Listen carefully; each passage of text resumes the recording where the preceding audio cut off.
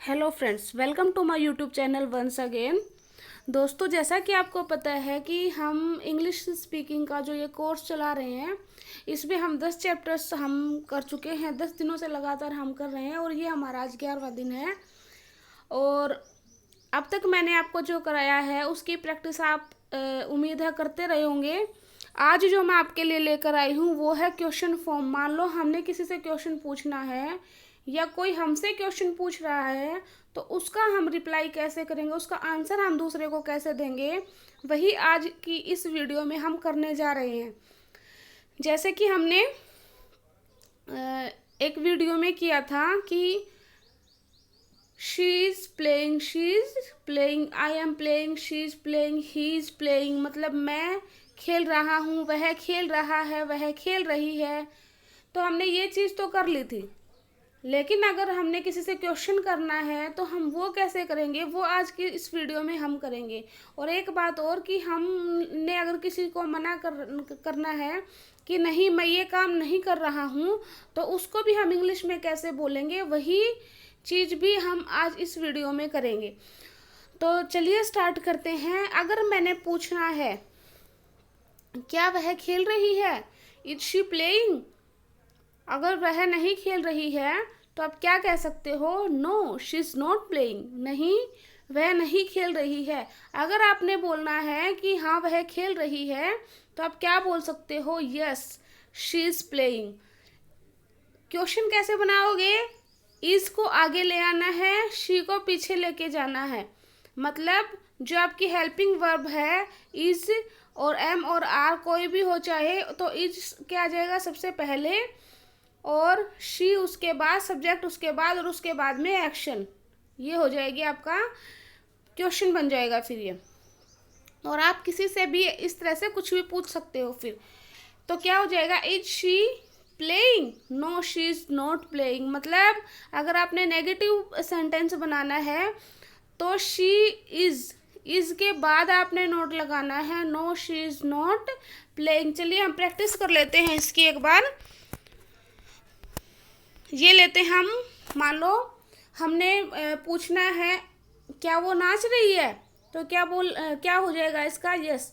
Is को पहले ले आओ, इज, उसके बाद शी, डांस का dancing, is she dancing, action plus ING हो जाएगा। नाच रही है या कोई काम कर रही है या नहीं कर रही है, तो आईएनजी की फॉर्म आएगी। तो क्या हो जाएगा, is she dancing, is she dancing, question mark last में। फिर क्या करना है आपने, अगर वह नहीं, आपने ये सीखना है, मेन चीज़ क्या आपको सीखना है कि आपने अब नेगेटिव बनाना है कि नहीं वह नहीं नाच रही है, तो उसको आप कैसे बोलोगे, no she is not dancing. अगर वो कुछ और काम कर रही है, मान लो वो हंस रही है, no she is not dancing, she is laughing, वो हंस रही है, वो नाच नहीं रही है। चलिए दूसरा सेंटेंस हम इसी का एग्जाम्पल ले लेते हैं। अब बोलना है हमने, मान लो क्या वो सो रही है, is she sleeping, yes is she sleeping. Is आगे ले आओ, शी मतलब मैंने आपको बार बार बताया फीमेल जेंडर के लिए हम यूज करते हैं। इज शी स्लीपिंग, क्या वो सो रही है, तो आप क्या बोल सकते हो, नेगेटिव बनाना है तो क्या बनाओगे, no she is not sleeping, no she is not sleeping. अगर वो कुछ और काम कर रही है तो आप उसके आगे शी इज कोई भी एक्शन प्लस आईएनजी आप लगा के उसको बता सकते हो। अब अगला सेंटेंस हम ले, तो मान लो हमने पूछना है क्या वो जा रही है, क्या वो जा रही है, is she going, is she going, is she going. तो क्या अगर वो जा रही है तो यस शी इज़ गोइंग, नहीं जा रही है तो no she is not going, no she is not going.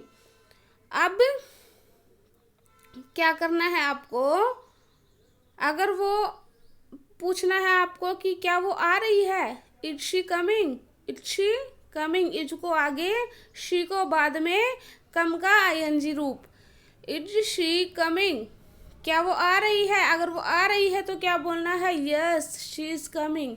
अगर नहीं आ रही है तो no she is not coming. ठीक है, अब हम करते हैं अगला sentence, is she laughing, is she laughing, क्या वो हंस रही है, क्या वो हंस रही है। अगर वो हंस रही है तो क्या बोलोगे, यस शी इज लाफिंग। अगर नहीं हंस रही है तो no she is not laughing. और बाद में आप वो बता सकते हो, मान लो वो रो रही है या चिल्ला रही है तो क्या बोल सकते हो, no she is not laughing, नहीं वह हंस नहीं रही है, शी इज वीपिंग, वो रो रही है। इस तरह से आप क्वेश्चन भी पूछ सकते हो और कोई आपसे पूछे तो उसका आप आंसर भी दे सकते हो। चलिए दूसरे की हम करते हैं एक बार प्रैक्टिस। अब करते हैं हम आर की। आर किसके साथ लगेगा, आर लगेगा किसके साथ, यू के साथ, दे के साथ, वी के साथ, ठीक है। आर लगेगा यू के साथ, वी के साथ और दे के साथ। मतलब अगर आपने क्वेश्चन बनाना है तो आर आगे आ जाएगा, आर दे और वी इसके पीछे चला जाएगा। अगर आपसे कोई पूछे आर यू अ सिंगर, मतलब आप सिंगर हो, मान लो दोस्तों ये ऐसे क्वेश्चंस हैं जिनका आंसर आपको यस या नो में ही देना होता है। आप एक्सप्लेन थोड़ा बहुत कर सकते हो, वो भी किसी किसी क्वेश्चन में, नहीं तो अगर आप सिर्फ यस या नो बोलोगे तो भी इन क्वेश्चंस में काम चल सकता है। ये तो मैं आपको इसलिए कराता कि आपकी इंग्लिश इंप्रूव हो जाए, अच्छे से प्रैक्टिस हो जाए, बार बार सेंटेंसेस को बोलोगे तो आपकी इम्प्रूव हो जाएगी इंग्लिश बड़े अच्छे से। तो अदरवाइज तो ये जो सेंटेंसेस हैं, ये जो क्वेश्चंस जो मैं आपको बता रही हूँ, इनका आंसर सिर्फ यस या नो में ही दिया जाता है। तो अगर आपसे पूछे कोई आर यू अ सिंगर, आप क्या बोलोगे, अगर हो तो यस, नहीं हो तो नो, ठीक है। लेकिन आप इम्प्रेशन के लिए ये भी बोल सकते हो, are you a singer, no I am not a singer, I am a teacher, नहीं मैं सिंगर नहीं हूँ, मैं क्या हूँ, मैं एक टीचर हूँ। अब इसी तरह से आप क्या कर सकते हो, मान लो ये तो था कि भाई आप क्या हो, तो आर यू कुछ भी वो पूछ सकते हो। एक दूसरा तरीका है कि अगर आपसे कोई पूछे क्या तुम खेल रहे हो, क्या तुम खेल रहे हो, तो क्या हो जाएगा, are you playing, are you playing. तो आप क्या बोल सकते हो, अगर नहीं खेल रहे हो तो no I am not playing, no I am not playing. और इसके अलावा अगर कुछ आप और भी काम कर रहे हो तो उसको आप भी डिस्क्राइब इधर कर सकते हो। अगर आपसे कोई पूछे कि आर यू डांसिंग, क्या आप नाच रहे हो, आर यू डांसिंग, तो भी आप क्या बोलोगे, no I am not dancing, ठीक है। आप कुछ भी, आई एम रीडिंग, आप कुछ भी बोल सकते हो, फिर मतलब बढ़ा सकते हो अपने सेंटेंसेस को इस तरह से। उसी तरह अगर आपसे कोई पूछता है, देखो ये वो सेंटेंसेस हैं, वो क्वेश्चंस हैं, वो फॉर्म बता रही हूँ मैं आपको, जिसमें अगर आपसे कोई क्वेश्चन पुट करता है तो भी आप इजीली आंसर दे सकते हो, और अगर आपने किसी से क्वेश्चन करना है तो वो भी आप इजीली आस्क कर सकते हो किसी से। अब है जैसे कि मैंने आपको जैसे अब बताती हूँ कि मान लो आर यू लाफिंग, क्या तुम हंस रहे हो, क्या आप हंस रहे हो, तो हंस रहे हो तो यस आई एम लाफिंग, नहीं हंस रहे हो तो not I am not laughing, ठीक है। अब एम है, एक एम ऐसा वर्ड है कि खुद के लिए हम कभी कभी यूज करते हैं, जैसे हमने कोई नई ड्रेस पहन ली है या कुछ नई चीज़ें ले आए हैं हम, ठीक है, तो नई यूनिफॉर्म या ड्रेस पहन के हम पूछ सकते हैं किसी से, एम आई लुकिंग बैड, क्या मैं बुरा दिख रहा हूँ, क्या मैं बुरी लग रही हूँ, तो सामने वाला क्या बोल सकता है, no you are not looking bad, नहीं आप बुरे नहीं दिख रहे हो, यू आर लुकिंग गुड, आप अच्छे दिख रहे हो। अगर आप अच्छे दिख रहे हो तो वो नो की जगह क्या गए, yes, yes you are looking bad. तो इस तरह का एम जब आगे आ जाएगा तो हम खुद के बारे में क्वेश्चन पूछते हैं, ठीक है।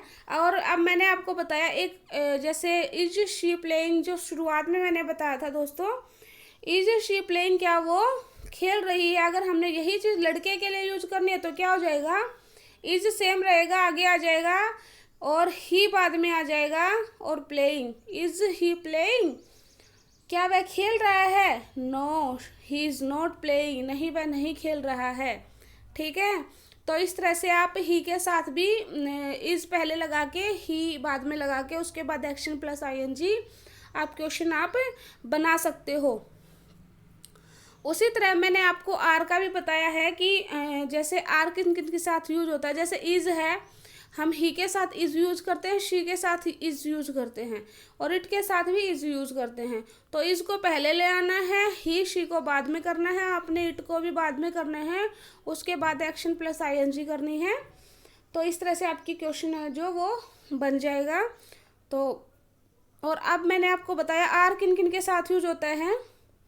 दे के साथ, वी के साथ, मतलब एक से ज़्यादा नंबर हो, संख्या में ज़्यादा हो जो, उनके साथ हम आर लगाते हैं। एक यू ऐसा वर्ड है जिनके साथ हम आर लगाते हैं। तो आर को पहले लाकर दे अगर पहले ले आओ, बाद में ले आओगे, are they playing, are they, जैसे एग्जांपल बताती हूँ मैं आपको, आर दे प्लेइंग, क्या वे खेल रहे हैं? No they are not playing, नहीं वे नहीं खेल रहे हैं। दे आर लाफिंग, वे हंस रहे हैं।